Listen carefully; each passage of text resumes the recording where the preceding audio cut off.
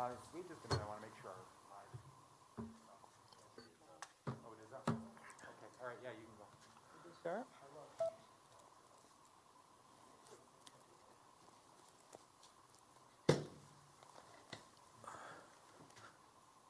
Well, good afternoon. Joined today by, of course, Chief Craig, the Deputy Mayor and former Chief Justice of the Supreme Court, Conrad Mallett, the Chair of our Board of Police Commissioners, Lisa Carter, and the Vice Chair, Annie Holt. I'm glad to be able to say that since the last time I spoke to you, we had 3 nights in a row where the Chief chose not to enforce the curfew. And the very frightening evenings that we had a week or so ago with elements who brought in rocks, railroad spikes, fireworks, using them to assault police, and we know full well they were people who had no stake in the city when it was over. We haven't seen those folks in 5 or 6 days. And so I think we're feeling confident now that what we have is protests going on by people from this community who care about this community. And so when the curfew expired this morning, I am not renewing it. I feel, at least right now, feel very good about where we are. My thanks to Chief Craig and the Detroit Police Department. Those of you who were out there Friday and Saturday night know what it was like when all of a sudden railroad spikes started showing up in boxes and flying at cops, fireworks coming in, and went on into the night.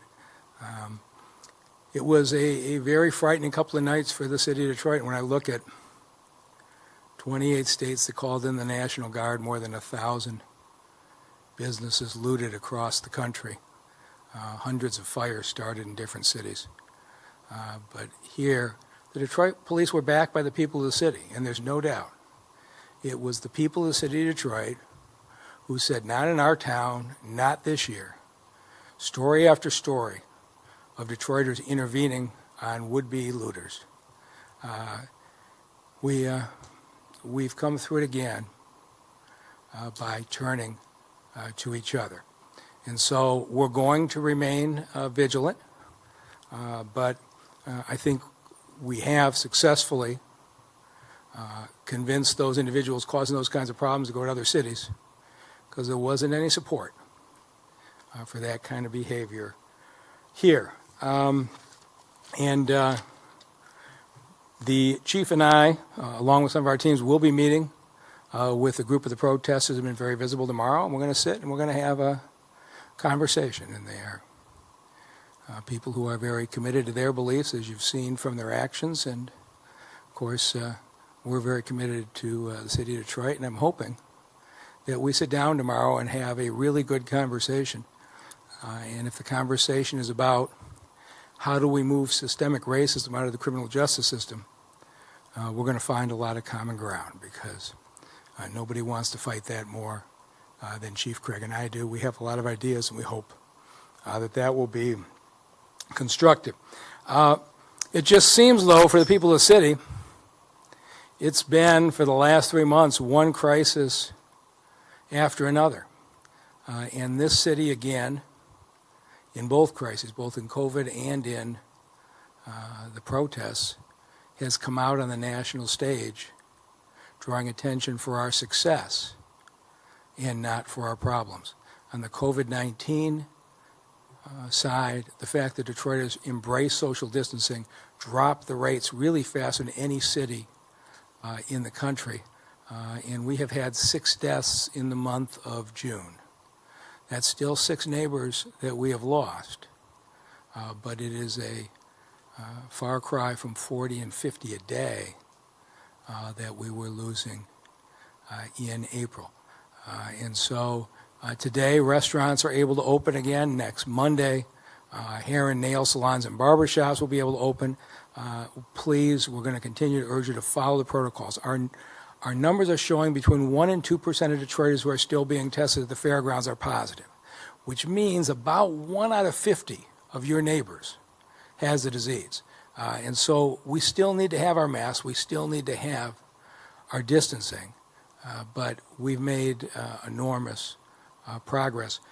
And in addition to that, I've indicated that to the Detroit Parks Department to go ahead and start to put the basketball hoops back up and just ask the residents of the city keep the games down to small groups. But the people of this city have demonstrated that they're watching out for each other. And we're going to start to get people back to work and get things going the right direction.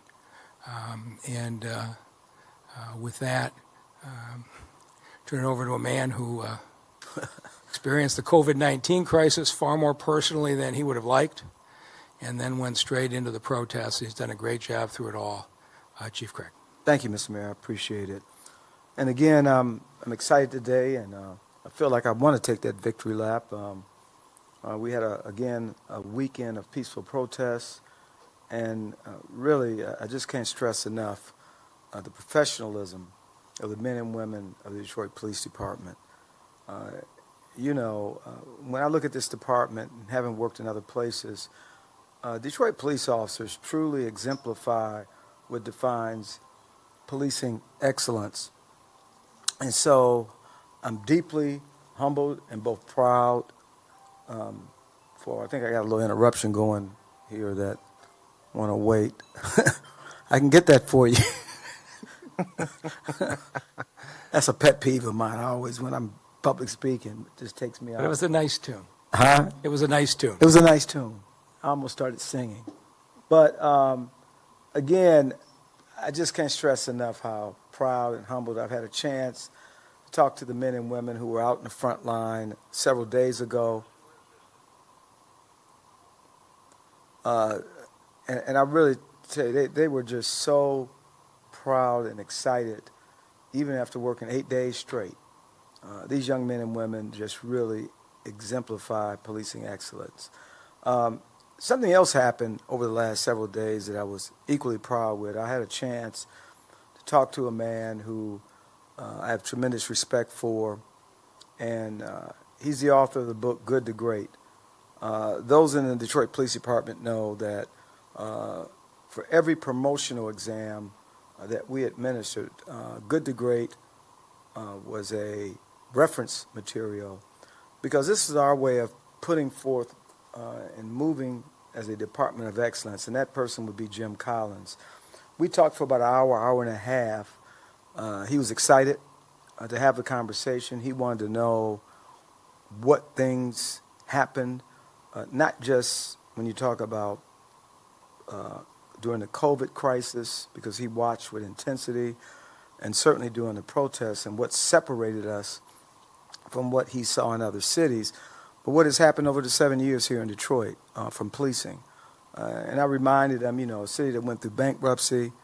When you talk about the whole issue that's been going across this country with defunding police, Detroit police officers who were here 7 years ago know exactly, under a different administration, I might add, and they lost 10% of their pay, forced 12-hour shifts, and really the morale was at the very bottom.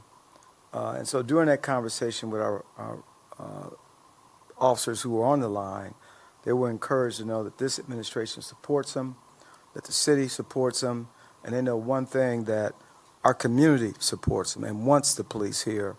In fact, so much so that many times when we go out to community meetings, and I know my colleagues from the Police Commission will attest, when you look at just the traffic fatalities that we experience here in this city and the reckless driving, we can only do it if we're sufficiently staffed.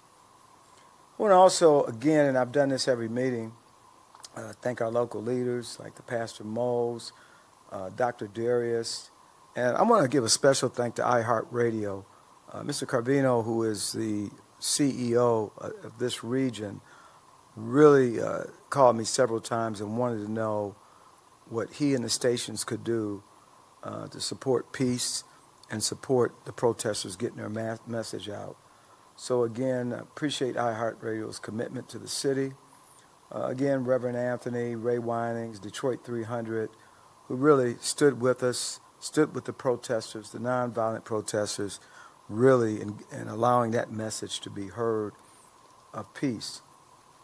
And as the mayor pointed out, you know, what's most amazing, 2020 has been a very challenging year, you know, coming out of the COVID crisis and how this department responded despite having 650 men and women quarantined at one point and no interruption of service. And then once that began to dramatically decline, going right into protests that at times became violent. And so again, that's the caliber of folks we have here working together in the city. I want to give you some stats that I think are important. So from Friday, May 29th through Sunday, June 7th, there was a total of 421 adults arrested. There were 3 juveniles detained. And of that number of 421, 136 were residents of the city of Detroit, which comes to about 32%. 275 called home in the Metro Detroit area, and so we're talking roughly 68% from outside the city.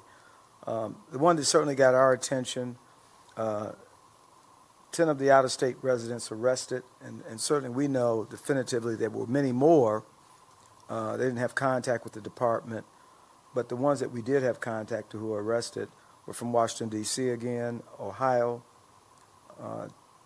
2 from Ohio, Tennessee, California, 3 from New York, and then Massachusetts. The last arrests were made last Tuesday, and there have been no arrests since that time. So again, I want to thank the protesters because they were committed to peace, they wanted peace, and our response was clear. We didn't enforce the curfew, and it was important not to, and because we really felt and believed in the messaging. The other thing I want to talk briefly, and it might come up in the Q&A, and I've said it during prior briefings, is we take any and all allegations of excessive force or any kind of force that a person from our community has a problem with. We take it seriously. We open investigations. In fact, the ones that we've talked about, we're still currently investigating. I applaud the work of our internal affairs, who are really moving quickly to bring closure to those cases. And that's really all I have. I know that we'll probably have some questions during Q&A. I'll turn it back over to the mayor for the next speaker. So I want to echo what the chief said is that we do take every allegation of misconduct by an officer seriously. It gets investigated by internal affairs, and I can tell you from the briefings I've had, they are investigating them very seriously. But we also have an independent means. We have a board of police commissioners where you can take your complaint directly, and they will open their own investigation with their own investigators. And joining me here today to talk to you about how you initiate that process are the chair and the vice chair of the board of police commissioners, Lisa Carter and Annie Holt. Now, with that, I'll turn over to Chair Carter. Thank you. Thank you, Mr. Mayor. And thank you, Chief, for your comments as well. Thank you. Good afternoon, everyone. Good afternoon. On behalf of the board, my name is Lisa Carter, and I am the chair of the Detroit Board of Police Commissioners. We continue to see strong and peaceful protests, and most importantly, concrete steps towards justice in the murder of George Floyd. The additional arrests and charges help ensure accountability of police officers and reminds those entrusted with the badge of their duty to help police each other. The true measures of justice are still ahead, convictions in this case, and reforms in law enforcement practices for every community. In Detroit, our community and our Board of Police Commissioners are committed to this hard and steady work of equality and justice. Our residents created this board with the protest and reform against police brutality and racism, and we have ensured civilian oversight for over 45 years. And I must mention former mayor, deceased mayor Coleman A. Young, who had the vision for this oversight board after the 1967 riots. The board is made up of everyday residents from all backgrounds. As you may know, the board has 7 elected board members and 4 appointed by the mayor. We serve as volunteers to be the eyes and ears and voice of the community. And we meet every Thursday, which is highly uncommon for civilian oversight boards, except Christmas and Thanksgiving holidays. So every week there's an opportunity for anyone to come and share a concern with the board, the department, and the public, and to get important information about what's going on in the police department. The Board of Police Commissioners exists to be the public supervision and public accountability for the work of the Detroit Police Department. We regularly and routinely talk about police training, police misconduct, police conduct, and community-focused policing. We set our schedule at the start of the year, and just last Thursday, the public got a chance to hear regular reports about police misconduct and discipline. Our meeting videos are posted to view anytime. They are available on the cable channel, and you can review them at any time. I'd like to talk more about the board's duties for non-criminal complaints, which often relate to police violating police policies and procedures. When we have a concern about a police encounter, or when you have a concern, it's important to let us know. Public comments can help point to problems or troubling patterns. And we know about problems and concerns. We can work together when we know about them. We can work together to address them before they become systematic. The board has independent staff who investigate public comments to ensure transparency and a fair, open process. This is our Office of the Chief Investigator. The Office of the Chief Investigator is comprised of 1 chief investigator, 2 supervising investigators, 4 senior investigators, and 14 investigators. Generally, once a complaint is received, it is investigated within 90 days and submitted to the board for the board's review and approval. In 2019, investigators handled 1,155 complaints. This was about 5% more than in 2018 when we had 1,091 complaints. To date, we have received 424 complaints. 10 of those are related to the recent protest. We received no complaints from this past weekend. The process to file a complaint is easy, and we provide information about filing complaints in English, Spanish, Arabic, and Bengali.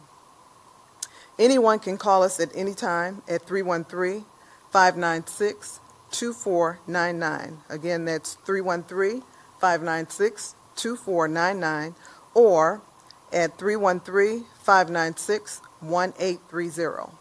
That's 313-596-1830. We answer during office hours, and you can leave a message at any time during the night. You can go to the city's website as well to file a complaint. People have used the library computer if you don't have a computer at home, or a smartphone. The city's website is www.detroitmi.gov/BOPC, and then type the Board of Police Commissioners in the search box. You may also file a police complaint at any police precinct. They are required to take your complaint. Or you may file a complaint with a police supervisor regarding your concerns. We also still use fax machines, and that fax number is 313-596-2482. During this public crisis, we prefer you to call or fax or fill out the form online. When the health danger has passed, we will go back to regular operations, and people can go to the Office of the Chief Investigator, located at 900 Merrill Plaisance, or to any police precinct to file a complaint. You can also come to our weekly Board of Police Commissioners meetings when we're in public and file a complaint. We have investigators at every meeting. Right now, please continue to use physical distancing and stay healthy. We know new laws and tools are at all levels are vital, and ongoing improvements in policing and oversight, civilian oversight. Right now, our board is reviewing the Detroit Police policy and training on use of force and de-escalation. We look at our when you look at our weekly meetings, you see we require regular reports and audits from the police department. We share, and use a lot of information to ensure transparency, best practices, and accountability. Again, input from the public is required, so public reflect the community and community values. I'd also like to let you know that whenever we are in the process of reviewing a policy, we also post that on the public website, the Detroit BOPC website, so that the public can look at the policies and provide any input that they may have. Our board is always working to get it right, and we know Detroiters will speak up if they feel our board and the police department is falling short of their expectation or what they feel neighborhoods need. The board also recognizes the unique challenges associated with civilian oversight authority. Therefore, we still have work to do. Both components are valuable and vital. Police community and civilian oversight, because even when we disagree, we can still work together to achieve goals that move our community and our city forward in civilian oversight and community policing. Our board welcomes Governor Gretchen Whitmer's proposal to require officers act when they see excessive force used, and a new state Senate bill to improve police training. We look forward to working with state lawmakers and with people of all ages and backgrounds for these and other meaningful changes here and at the national level. Since last week, we have seen the power of peaceful protest in the city of Detroit and across the globe. Enacting, implementing, and enforcing new policies will need our energy and efforts for as long as it takes to see that the Floyd family is the last victim of such police brutality and racism. Our prayers and deepest sympathy continue to go to George Floyd's family and loved ones, and all that they have endured and will endure. They, and far too many families like them, are paying the endless cost for reforms and progress America should have made a long time ago and must have now. And I'd like to, at this time, just thank the chief and the mayor for their leadership during this time, providing the forum for citizens, residents, and citizens to protest peacefully. We are forever indebted to them, because we are, to me, as we look at what's happening across the globe, we've set a standard here. And I believe that that actually comes from the relationships that have been built by the police department as well as the mayor of the city of Detroit. Thank you, Mr. Mayor. Well, thank you, Madam Chair, and civilian oversight has been a big part of the success that the Detroit Police Department has had in building its partnership. As George Floyd's final funeral proceedings go on, I think this country has changed. And while we saw race discrimination in its most brutal form in his murder, the racial inequity in this country is far broader. We saw it in COVID-19, when African Americans were dying at rates 2 to 3 times that of Caucasians. We see it in the unemployment rate, where the black unemployment rate is twice the white unemployment rate, the black poverty rate, twice the white poverty rate, and as the economy has turned down, it has hit the black community far more severely than the white community. And this was a conversation that I'm not sure would have gotten the full attention of much of white America 2 weeks ago, but I think there is now a growing awakening that there is a problem that we have to address.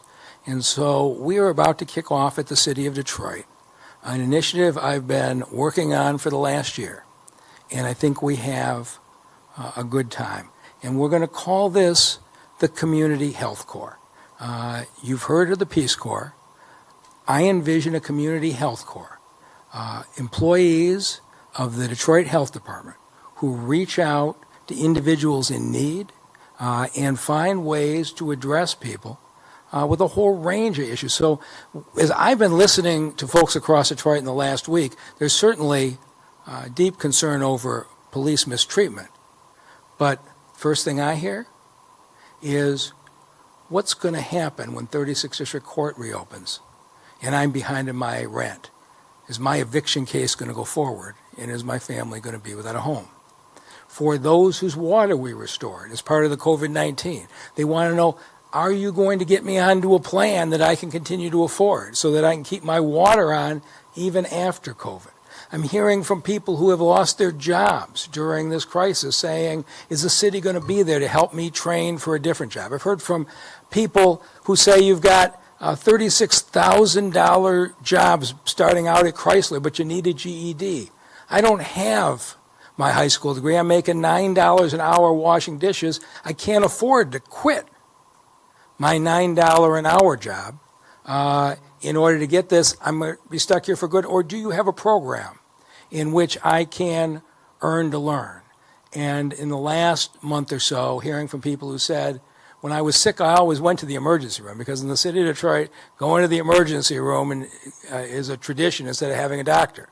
It's not the way medical care ought best be provided. But now people are afraid because of COVID to go to the emergency room. Can you connect me to a doctor who's going to follow my care and take care of me? How do I get connected? And so I really envision a core of folks who work for the health department who can reach out to those of low income and say, we will be there to help you on all of these issues. And so I went to Justice Mallet and I said, this is the moment that I'm hoping that the philanthropic and corporate community will rally behind. And the corporate community in this town has been remarkable in recent months. When the kids in the Detroit Public Schools were out of school, $20 million in donations led by DTE and Quicken to buy 52,000 laptops so Detroit school children can learn the same way suburban children can. Those laptops will start coming in the next month. We have 8,000 young people who are going to have summer jobs this program. Grow Detroit's Young Talent. Some of them will be able to go to a work site. A lot of these young people are going to actually go to work on Zoom, the same way a lot of other Americans are, because of $10 million in donations from Detroit's corporate and philanthropic communities. And so over the next 30 days, we are going to reach back out. And so I've asked Justice Mallet to take that time and to pull together a team from across our departments to meet with the nonprofits, neighborhood groups, community groups who have been working this for a long time, and come back with a plan for a community health corps that will reach out to people who have been forgotten. And with that, I'll turn it over to Justice Mallet to outline his approach to this and what you can expect to hear from him and what you might want to do in the next 30 days. So, Mr. Mayor, thank you very much. This is an extraordinary opportunity, I think, for what a lot of us who have been doing this social work have been looking for a long period of time. Detroit has a great tradition of nonprofit excellence. What we also have is a tradition of doing it individually, one at a time, organization at a time. What if, under the mayor's framework, we were able to pool together all of the strength of the nonprofit community in a framework that is built upon the foundation of the city of Detroit, where we are able to coordinate the delivery of service to the people who need the services provided. Mrs. Jones, hypothetical person, we want to knock on her door. We want to knock on her door and say, Mrs. Jones, how are you? What are the barriers that you are experiencing that are preventing you from raising your quality of life? Is it the fact that you have a behavioral medicine eligible child who needs help? Is it that you need more job training? What are the goals that you have set for yourself that we can help you attain once we have figured out a way by managing your case all the way from A to Z to get your life stabilized? This is the fantastic opportunity that the City of Detroit is about to embark on. The coordination of this kind of work. If you think about it, in the water department, for instance, the mayor pointed out to me that under the leadership of Gary Brown, we've had people out in the streets, knocking on the doors, trying to make sure that people understood they could get their water turned back on, particularly during the COVID crisis. We have about 15 persons in the public health department now who are in the human services division who do case management on a very, very broad level, and in fact have demonstrated success, but because there are only 15 of them and they're only part-time, the impact has not been as broad as we might hope. In each of the city departments, in particular, if you take a look at the police department, our neighborhood police officers, the NPOs, a program that Chief Craig brought to the city of Detroit, it's a tremendous, valuable resource that if we could align all of the other opportunities for care, for support, for identification of persons who need assistance, in 30 days we'll come back to the mayor with a plan which we hope then will allow for there to be a tremendous impact in a sustained manner that will reshape the lives of the men and women in the city of Detroit who have not had the navigation skills necessary to change the circumstance that they're operating in. And that, with that, Mr. Mayor, I'll turn it back to you. And so we're going to talk about the first program, a $31 million housing security program. But before we do that, I understand the vice chair of the Board of Police Commissioners has something she would like to talk about, so I'll turn it over to Vice Chair Holt. Thank you, Mayor Duggan. And to Chief Craig, please accept my apology for my phone not being turned off as it generally should be. Thank you. Good afternoon. Thanks to the Board of Police Commissioners and Mayor Duggan for this opportunity.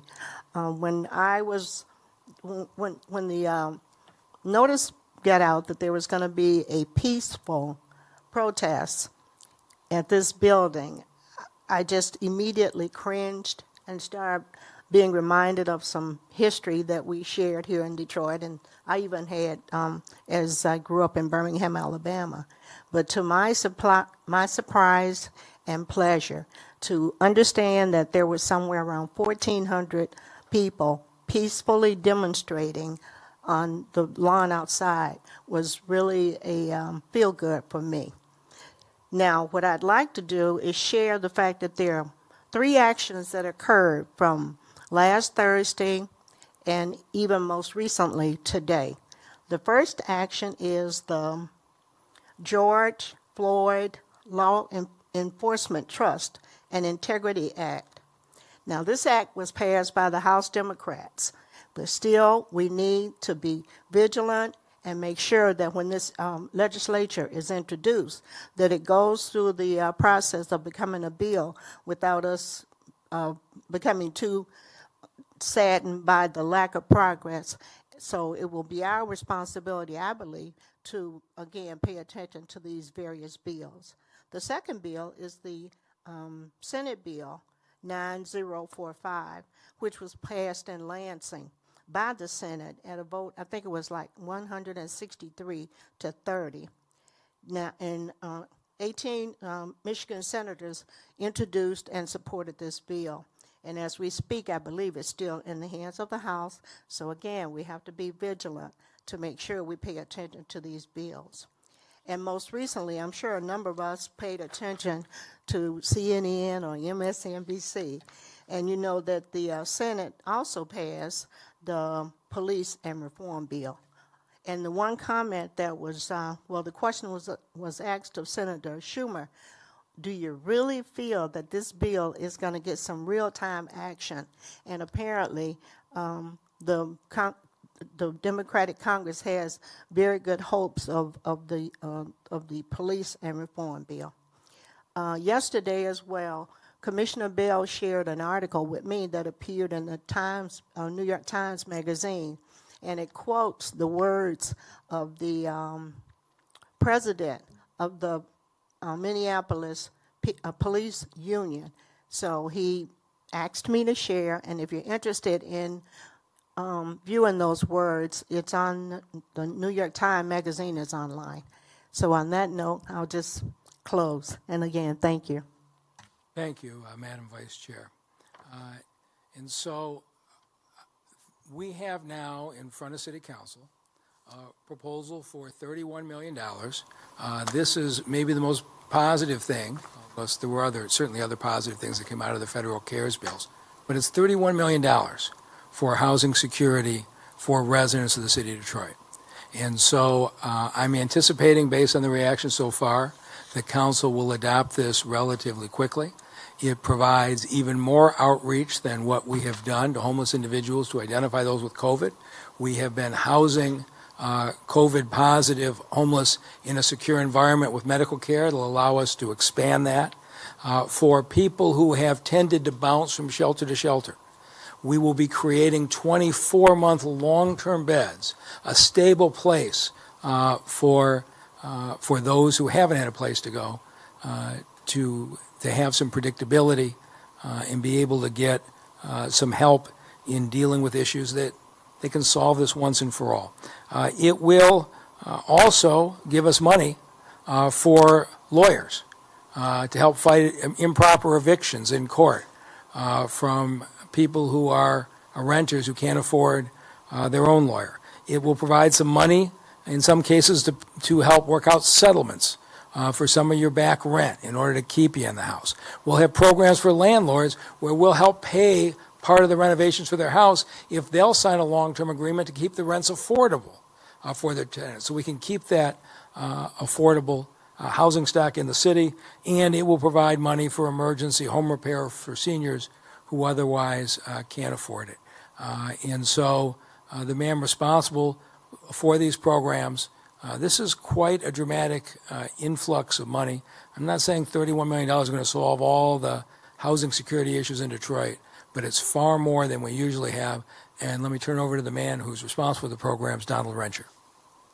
Thank you, Mayor. I appreciate that introduction and that invite to go over some of the HUD money that will be coming to the city of Detroit through CARES funding. Truly excited about this. As the mayor said, the city council will be taking a vote and hoping that they pass that.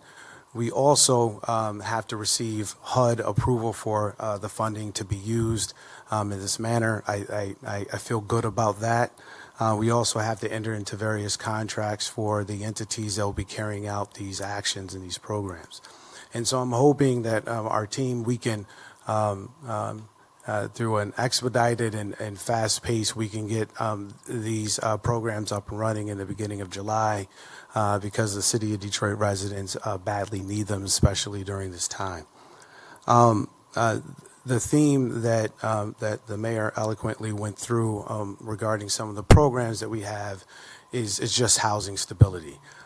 In March, we set on a path to ensure that our homeless population is appropriately sheltered and housed as much as possible during the COVID-19 crisis, at the beginning of the COVID-19 crisis. And it was important, and you realize how much housing plays a critical role in addressing this disease, right? We need to be able to have people to be able to shelter, and we need to have them, and that sheltering helps reduce the impact that the COVID-19 actually has in our city.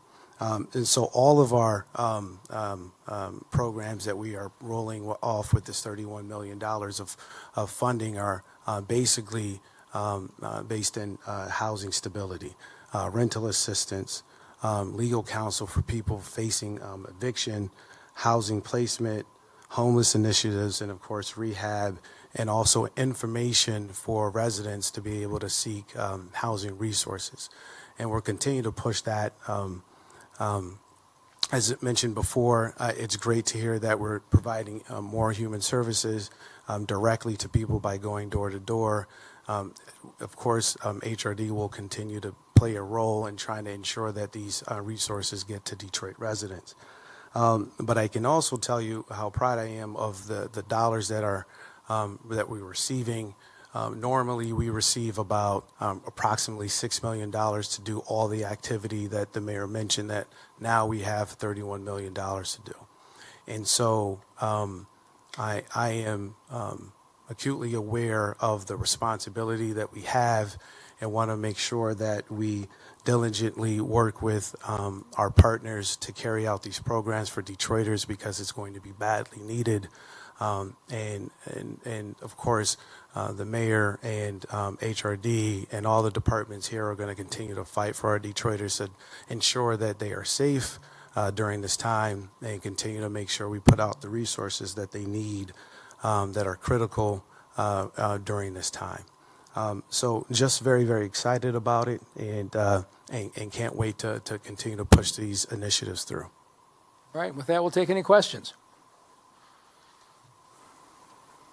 Good afternoon, everybody. Jim Kirsner with Channel 7. I did an interview earlier this afternoon with Mr. Tristan Taylor, who is meeting with you tomorrow morning. What have you seen the list of 23 items they want to discuss? And politicians like to say some of these are non-starters. What's your reaction to that list of 23? You know, I think they deserve the respect to sit down and have a conversation before there's a reaction. There's some on there that I'm curious about. One is no police in the Detroit public schools. We haven't had Detroit police in the public schools in years, to my knowledge, so I'm not sure what that refers to.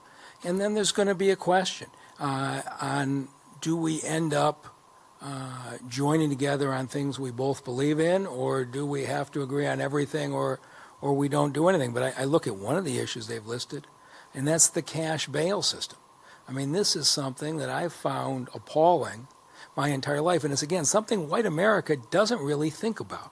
But if you have two 18-year-olds who are both charged with breaking and entering, and the judge posts a bond of $10,000 for each, one has a dad who can write a $1,000 check, and the rich kid is out. Other person doesn't have the money. They're sitting in jail even though they haven't been convicted of anything, and the trial is going to be 6 months away. So they're looking at sitting in jail for 6 months because they don't have $1,000. Now think about the pressure to plead guilty. Imagine if you haven't done it, and you are looking at 6 months in jail because you can't make cash bond. The pressure you are under to plead guilty to something you might not have done. This cash bond system is fundamentally racially discriminatory. Is this a time that we can get folks to focus on it? If you'd have told me 2 weeks ago we would go up to Lansing, because this is going to take Lansing legislation, not going to be an easy thing to do. We got Republican control of the House and the Senate.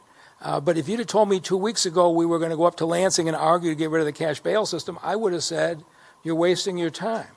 Now I'm not so sure.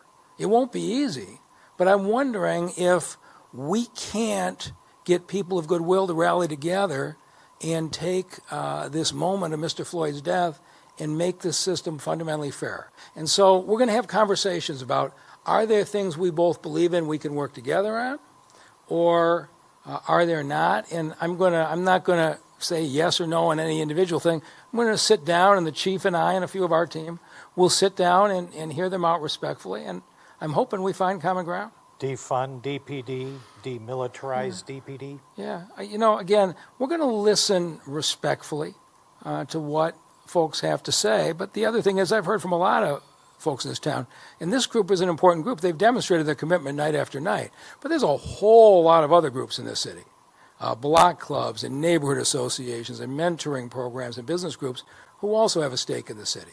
And they may have differing views on a number of these issues. This needs to be a conversation with the community. But my intention tomorrow is to recognize the extraordinary commitment these individuals made mile after mile, night after night. I think they deserve to be listened to thoughtfully before I react to the suggestions. They said that they wanted a meeting with you to be with the group publicly. You declined to do it that way. You wanted to meet with them privately first.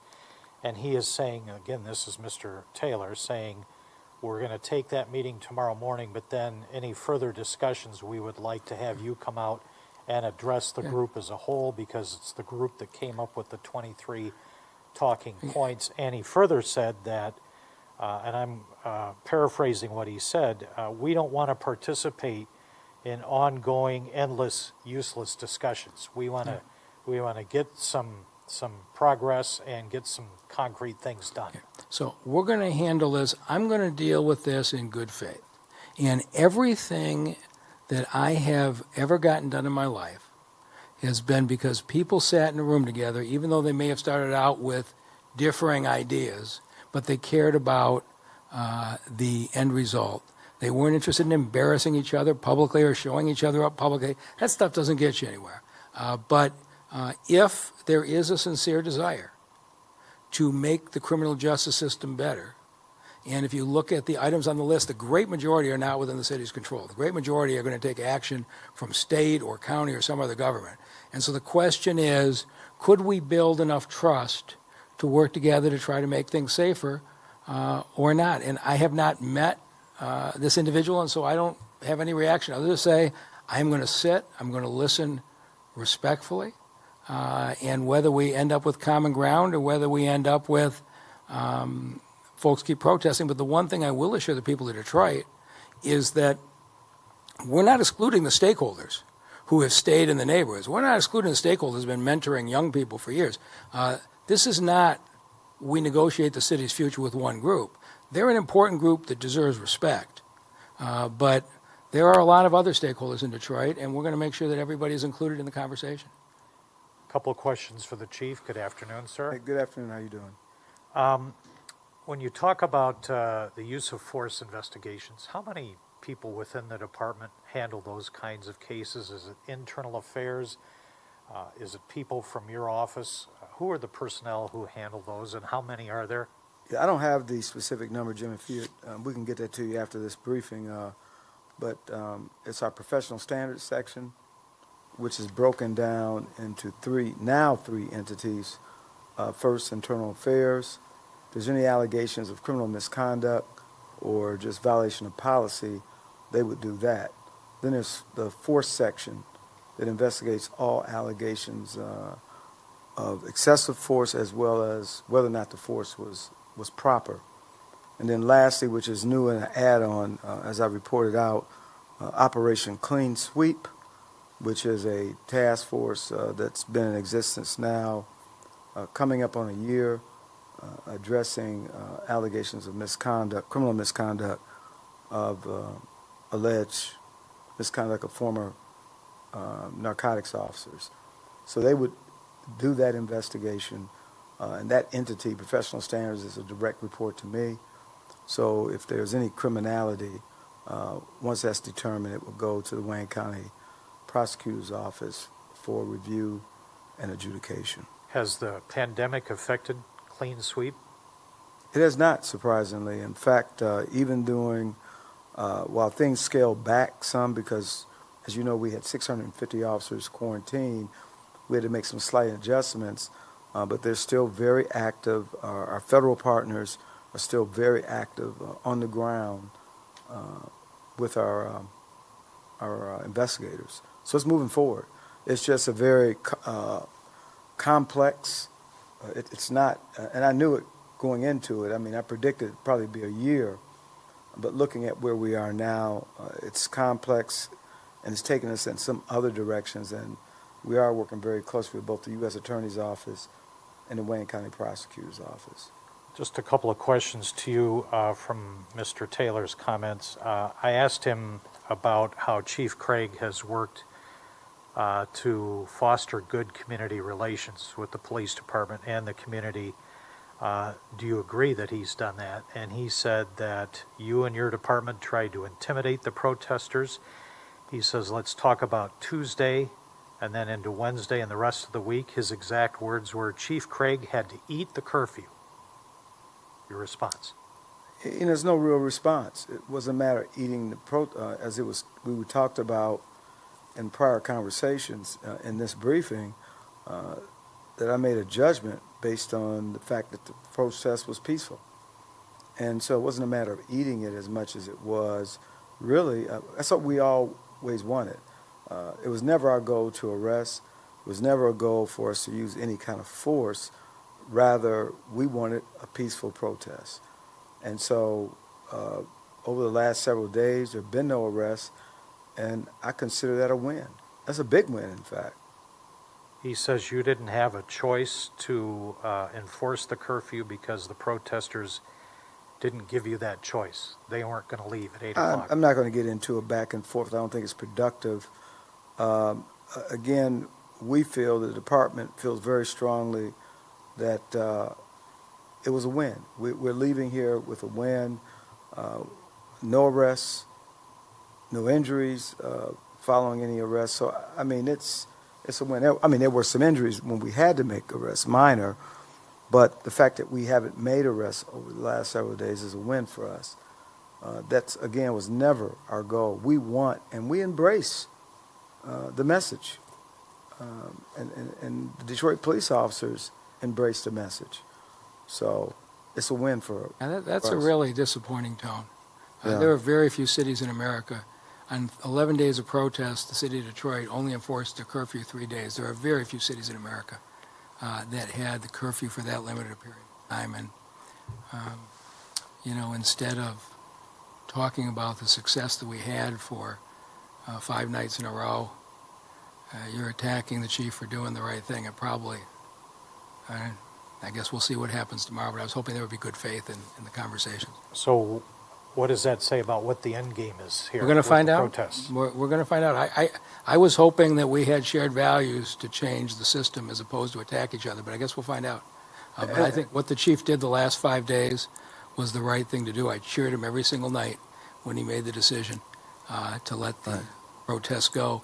And for a department that just a couple nights earlier was being attacked with fireworks and railroad spikes and rocks after dark, arresting somebody from Tennessee with a taser, just a few nights before, when the department was at risk after dark, for the chief night after night to say, this is a peaceful group, I'm going to support their right. He stood up and he said, I'm supporting their right to protest. It's peaceful. I think the chief did the right thing. Thank you. Thank you. Hello. Just have a How you few doing? Good questions. afternoon. This question is for Mayor and the Chief. What do you think about the concept of defunding police, meaning taking police money and using it for community outreach? That's from Channel 7, Heather Catallo. Yeah, I think we'll have that conversation with the community. Up until COVID hit, I continued to do a meeting every single week in a living room in a different neighborhood in this city, and I've had lots of conversations since. I don't think there's a community meeting I've been in where the community did not ask for more police. That we finally got the 911 response time down to 12 minutes, a national standard. And what people in the city say is we want the police to come even faster. And the other thing that I hear almost every day is that Detroit has one of the highest rates of fatalities from hit and run. We got people speeding through these neighborhoods on these streets. Almost on a daily basis, I hear from Detroiters, why can't we have more police officers patrolling the streets, slowing this traffic down so that our children are protected?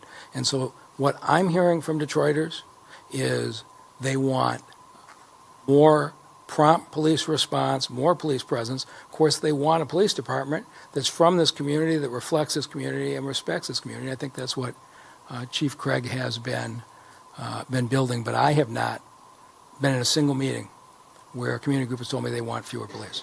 And I would echo the mayor's comments. That's the exact same thing I hear in every community member I talk to. In fact, a lot of encouragement and support for what we're doing, and they want more. Okay. Next question is Violet from Deadline.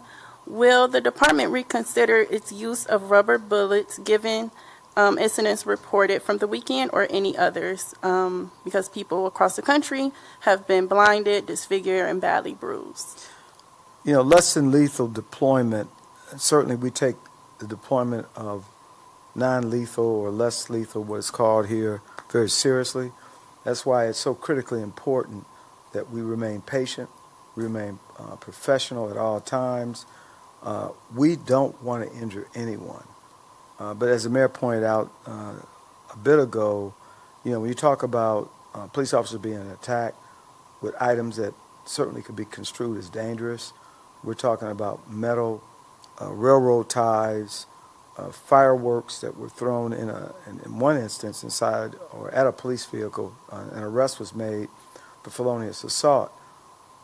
That presents a real threat to the safety of our police officers, but also a real threat to our community and a real threat to those who want to peacefully protest. So it's important that we are patient. Again, repeat the directions, and when used properly, there is minimal injury.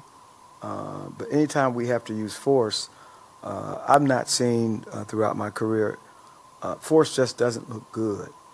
It doesn't, and it's a last resort, and it's always that force that's used to overcome the resistance. But when you're talking about a gathering, a crowd of people, and officers are being attacked from inside of the crowd, we have to stop the violence. But we try to do it in a very thoughtful and certainly strategic way, because we know sometimes when we make a decision to use force, there may be some injury. And we'll always review the practices, but you think about 1967, 43 people were shot and killed, more than 100 more shot with serious injuries. And the point of going to the non-lethal approach was to have a way to clear a very dangerous, potentially riot situation without the loss of life. And so, you know, I think we'll take a close look at everything, but the response is certainly preferable to what the response used to be, which was police officers having to make a choice of using much more dangerous ammunition. And I just want to make the distinction versus peaceful protesters and those who become violent. Many times there's no way to make that distinction. We try our very best, because many times, and we've seen it not just here in Detroit but across this nation, those who are agitators, provocateurs are embedded within a group. And that's why it's so critically important to make sure those who are peaceful know that there's a deployment of less lethal imminent, and we give repeated warnings of that. This next question is from Eli Newman at WDET. Concerning outside protesters, agitators, he's wondering if DPD is aware of any counterterrorism efforts by Homeland Security outside of the demonstrations widely covered by the media, like nighttime raids or similar operations. I won't go into intelligence or conversations I've had with my federal partners, but do know there are investigative work that's being conducted, but I just won't go into any details of it. Last question from Steve Nealing.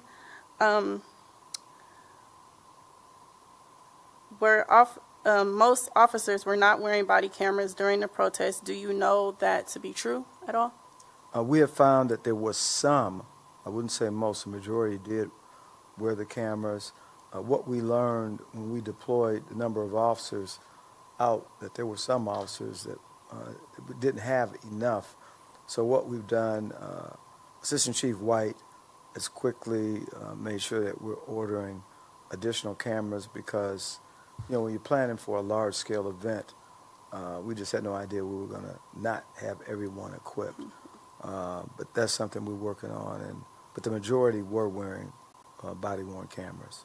The only issue was that we normally are spacing the cameras on officers working 3 8-hour shifts. Mm-hmm. Right. Have a large share of the force all in one shift. Mm-hmm. You created a demand that we had not simulated in our procurement, but we are now buying more body cams. So if it happens again, every single officer will be equipped. Okay. That's all. All right, thank you very much. Oh, sure. I didn't see you hiding back there. Boy, that Kirchner guy has a lot of questions. I hate it when reporters do that. ML Elric, Detroit Free Press. Just if we could quickly, is there any update, Chief, on the young man who was killed on the first night of trouble? I think that was May 29th. As of the day, as I indicated last week, we've put out images. We're still, requesting the public's help on that. And we just haven't had the kind of movement I would have liked. But we are still investigating that case. Okay, and do you know enough now to say whether or not that incident was related to what was going on around where that murder happened, or was it something that came downtown and had nothing to do with the protest? There's no indication that it was protest-related. The only nexus is that the victim was leaving the protest.